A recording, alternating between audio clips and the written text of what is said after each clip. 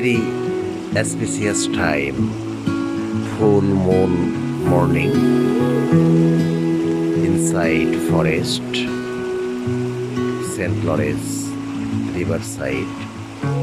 The energy is unique, and we can see the flow, vibes of energy.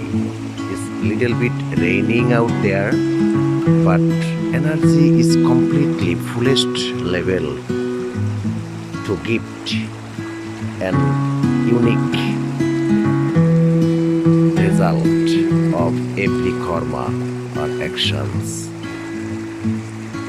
And especially full moon, billions of people have been celebrating their gratitude and wishes to Mother Nature. It's nothing belongs to